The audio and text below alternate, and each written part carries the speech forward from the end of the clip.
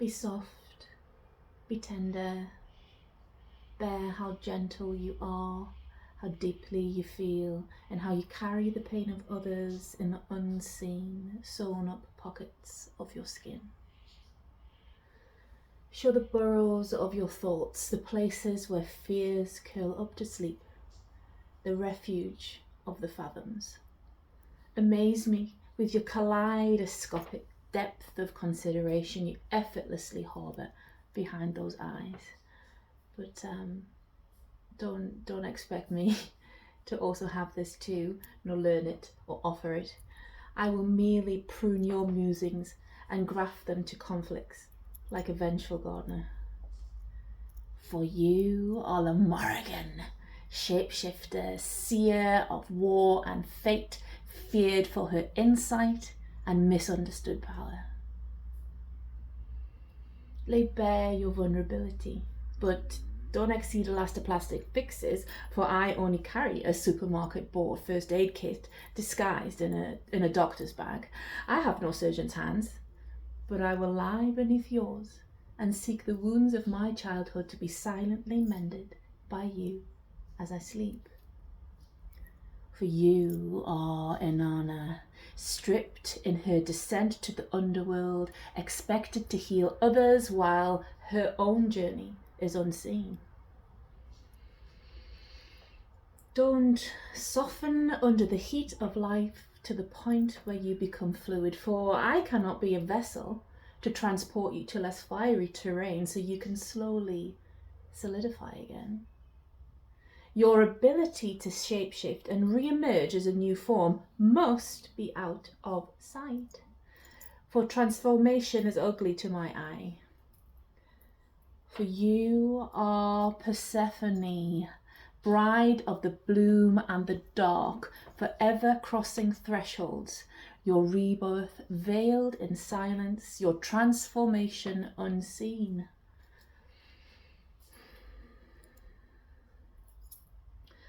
I crave only the outcome, my dopamine tuned only to reward, not the becoming.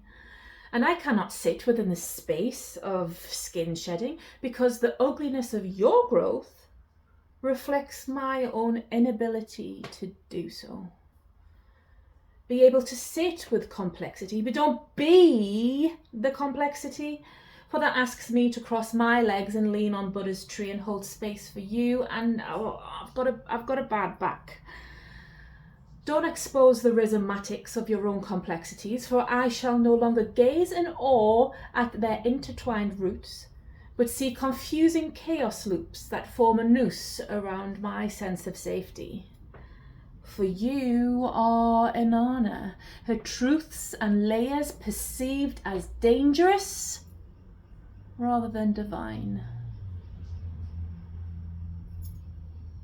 Show me your passion. I shall swim in the twinkles of your eyes when shared topics of interest ignite within me. But don't be passionate about your needs. The same charged voice I once heard as a call to action now lands as aggression, no longer attractive, but a threat. Be an angry woman, but only about world affairs. Don't be angry at me, for this makes you poison to my weeping mother's wound. For you are Cassandra, punished for her emotion, her clarity viewed as violence. For you are Cassandra, her voice filled with truth and urgency, dismissed and recast as madness.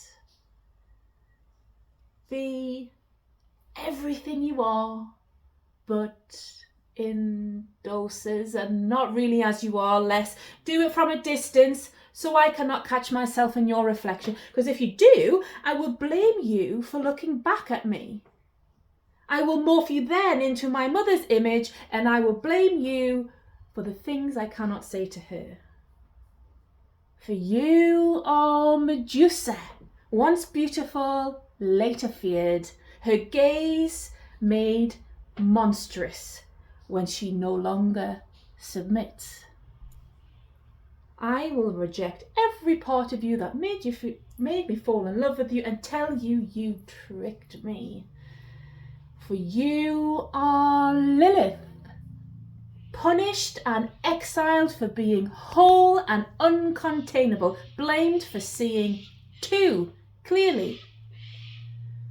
The serpentine body that I worshipped, when laid beneath me or dominating above me, must only move under the covers, because if any emotion other than lust flexes that body of yours, I'm going to label it threatening, uncontained, too big, too loud, too much. Be everything, but never too much.